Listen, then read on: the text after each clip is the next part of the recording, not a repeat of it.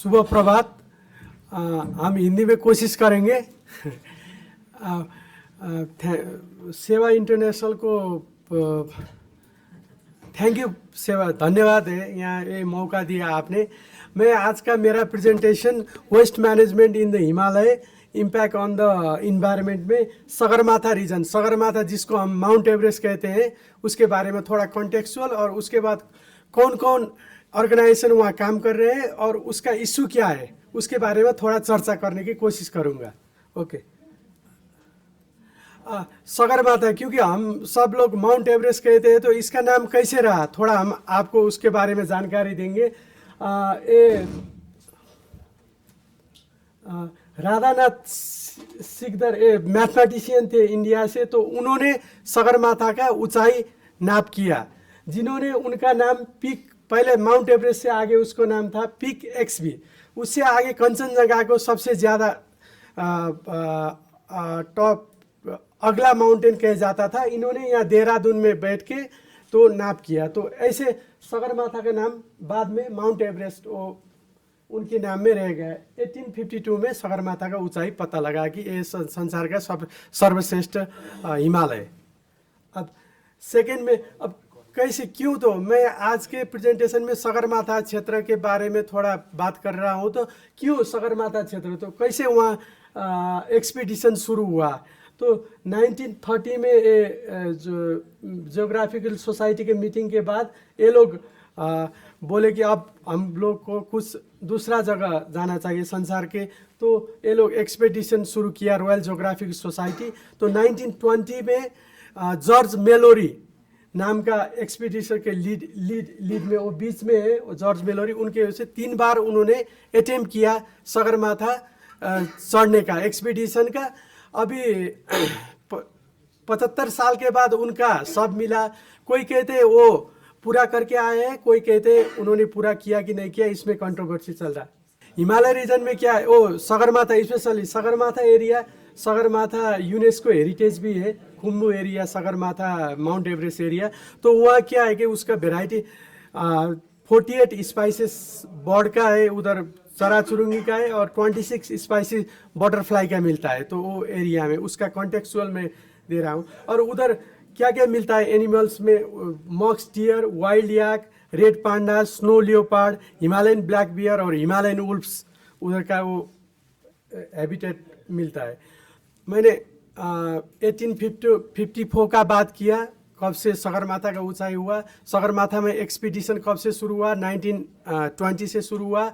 1953 में तेंजिंग नोर्गे और एडमंड हिलारी ने फर्स्ट अटेम्प्ट वो लोग सक्सेसफुल किया। तो मैं अभी 1991 के बाद क्यों आ रहा हूँ कि 1991 में जब नेपाल में डेमोक्रेसी आया तो उसके बाद ज़्यादा एक्सपीडिशन, सब दूसरा हिमाल भी खुल गया, तो ज़्यादा एक्सपीडिशन और टूरिस्ट लोग, फॉरेनर लोग, एक्सपीडिशन लोग आ रहे, तो उसके बाद उसमें ज़्यादा पेनिट्रेशन हुआ ये वेस्ट का, उसका मतलब वेस्ट मैनेजमेंट का, रॉबिस का, ये ज़्यादा कूड़ा कचे इसका पेनिट्रेशन होने लगा। तो 1991 में एसपीसीसी नाम का एक संस्था खड़ा हुआ, उसका काम थोड़ा मॉनिटरिंग करने का, उधर कूड़ा कचरे का मैनेजमेंट करने का। वहाँ लोकल एक ऑर्गेनाइजेशन शेरपा लोग ने वो खड़ा किया एसपीसीसी करके। उसका काम क्या था कि एसपीसीसी गार्बेज कलेक्शन करके थोड़ा गार्बेज वही खुम्बू एरिया में जलाने का, और प्लास्टिक कैन बोटल्स को उसको लेके लुक्ला एयरपोर्ट से काठमांडू तक लाने का। सो उसका समाधान अभी तक नहीं हुआ है। टिल 1991 से अभी तक यही चल रहा है। और यति एयरलाइंस नाम का एक एयरलाइंस कंपनी, वो CSR के रूप में वो कूड़ा करकट काठमांडू लाता है, काठमांडू ला के वो करता है। लेकिन दूसरा ऑर्गेनाइजेशन भी आ गए, और नेपालीज आर्मी ने भी 2019 से सफल हिमाल अभियान नाम करके एक अभियान चालू किया। उन्होंने फर्स्ट ईयर में ही 14 टन्स ऑफ गार्बेज कलेक्ट किया। तो आर्मी भी इसमें, NGO भी आ गए।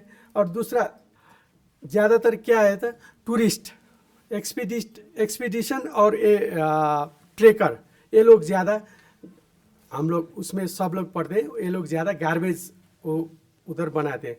तो उसको कैसे करना है, एक अभी 3 साल पहले सगरमाथा नेक्स्ट नाम के एक संस्था है, उन्होंने थोड़ा प्रॉब्लम क्या है कि उधर प्लास्टिक बोतल टीन और रंग कलर्स इसका है।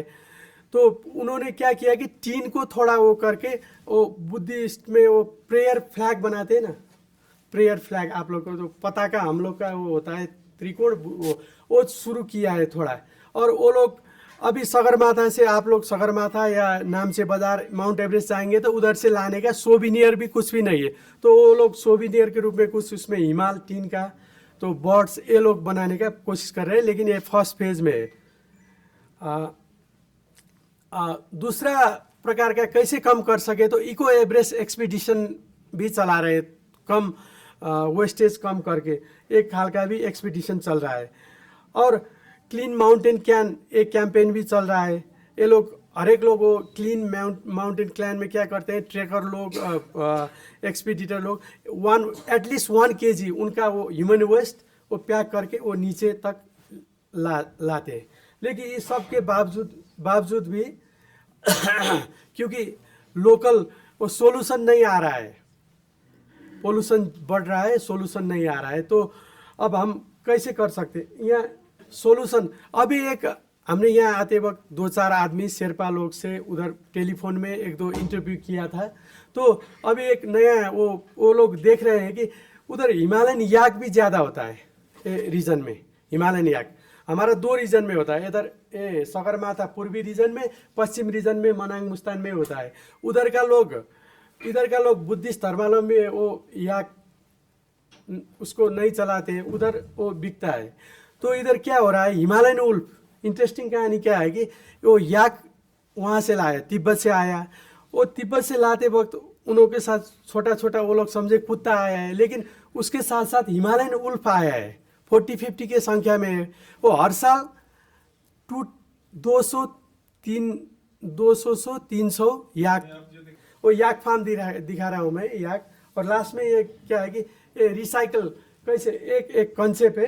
अभी हमने बात किया था छेपाल शेरपा नाम के एक वो से सुरा गांव से हो, तो वो क्या बोल रहा था कि 200-300 याक पर ईयर वो मर रहे हैं क्योंकि हिमालयन उल्फ और स्नो लियोपार्ड के अटैक से। तो गवर्नमेंट उसको 20 से 30,000, क्योंकि वो तो सगरमाथा नेशनल पार्क एरिया है तो यूनेस्को हेरिटेज, तो गवर्नमेंट कॉम्पेंसेशन भी दे रहा है, गवर्नमेंट का पैसा भी जा रहा है। और याक का क्या है, वो मांस तो वो लोग खा लेंगे, वो हिमालयन उल्फ और स्नो लियोपार्ड, लेकिन उसका हड्डी बचेगा। तो हमारा एक वो छेपाल शेरपा नाम का वो क्या कर रहा था कि उधर से लाने का कुछ भी सोविनियर नहीं है। आप माउंट एवरेस्ट आएंगे तो आपको कुछ भी सोविनियर नहीं मिलेगा।